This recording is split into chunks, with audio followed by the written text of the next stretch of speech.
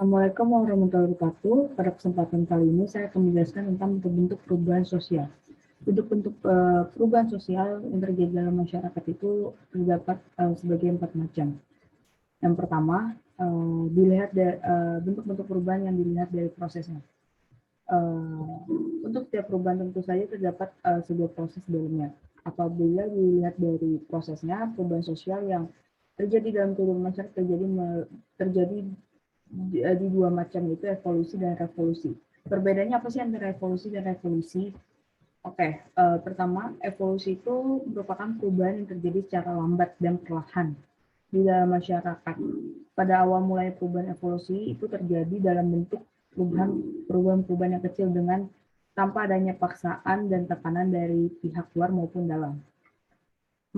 Perubahan ini secara alami terjadi dengan sendirinya dan seiring tanpa disadari bahwa perubahan tersebut telah terbentuk.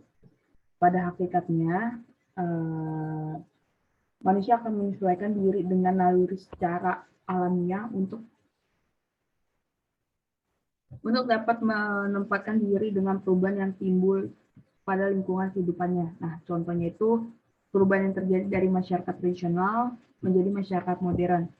Terus contoh lain dari evolusi itu bisa evolusi Darwin, evolusi manusia, dan lain sebagainya yang perubahannya itu secara lambat. Nah, sedangkan yang kedua itu revolusi. Revolusi itu merupakan perubahan dalam kehidupan masyarakat yang terjadi secara cepat dan ini pasti sifat itu memaksa dalam proses terjadinya perubahan tersebut. Nah, perubahan ini lebih kepada perubahan yang berkaitan dengan dasar dan norma-norma atau aturan pokok yang terdapat dalam kehidupan masyarakat. Nah, bentuk revolusi ini dapat disusun secara terencana dan pada umumnya mengharuskan adanya seorang pemimpin di dalam sebuah kelompok ini. Contohnya ini ya seperti revolusi dalam tata cara berkendara di ibu kota Jakarta yang mengharuskan pengendara berplat nomor genap dan ganjil harus menyesuaikan tanggal agar dapat melintasi jalan protokol tersebut. Nah, contoh lainnya itu dari revolusi itu kayak ada revolusi Inggris. Nah, itu salah satu contohnya dari masa yang lampau.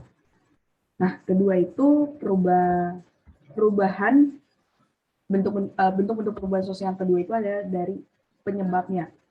Nah, dari penyebabnya ini juga ada dua jenis nih. Yang pertama itu ada perubahan yang tidak dikehendaki, yaitu perubahan yang terjadi secara tidak sengaja dan di luar kendali manusia.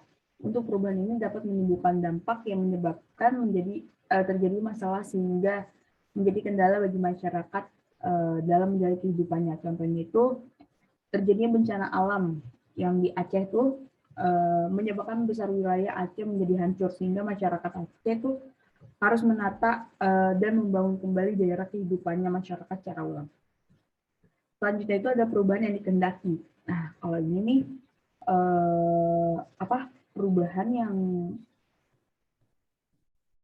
perubahan yang terjadi secara sadar dan terencana. Untuk perubahan ini biasanya dibentuk dan disusun secara terencana oleh pihak yang menghendakinya adanya perubahan tersebut. Contohnya program BPJS yang diselenggarakan oleh pemerintah.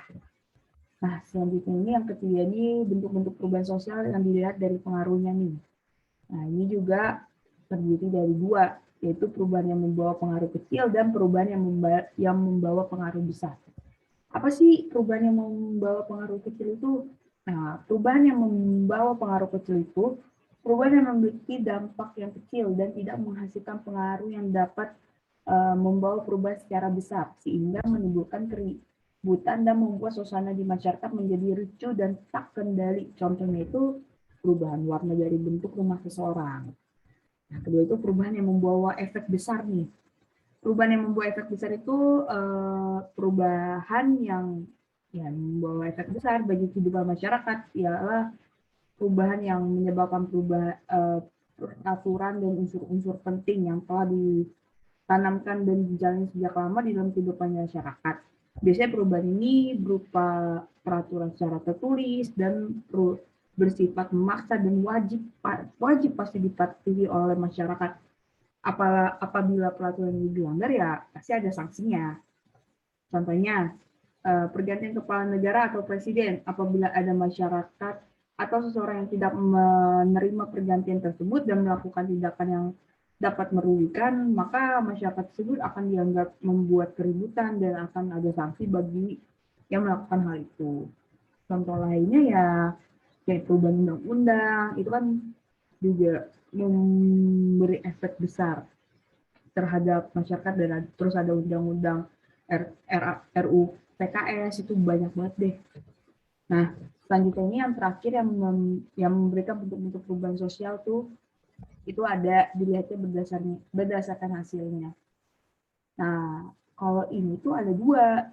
Di setiap hal yang terjadi dalam kehidupan tentu saja akan menghasilkan sesuatu. Begitu pula dengan perubahan sosial. Sedangkan di dalam kehidupan masyarakat itu dampak dari perubahan sosialnya akan menghasilkan dua jenis perubahan, yaitu progres dan regres. Nah, perbedaannya apa sih antara progres dan regres? Progres itu sebuah perubahan yang dikenali dengan adanya kemajuan, yang mana perubahannya yang dihasilkan dapat membawa perubahan positif sehingga mempermudah masyarakat dalam menjalani kehidupan. Misalnya, contohnya nih ya, transportasi yang semakin berkembang. Yang dulunya cuma bisa naik sepeda, sekarang udah bisa naik motor ataupun dengan mobil. Nah, yang kedua ini regres. Kalau regres itu apa sih? Regres itu yang menyebabkan kemunduran dan bertambah negatif bagi masyarakat. Perubahan ini biasanya disebabkan oleh kesalahan yang dilakukan oleh pengguna dari perubahan tersebut. Misalnya, menyalahgunakan kendaraan bermotor untuk melakukan balap liar. Nah, itu aja sekian pemaparan materi tentang bentuk-bentuk perubahan sosial. Kurang lebihnya mohon maaf. Wassalamualaikum warahmatullahi wabarakatuh. Terima kasih semua.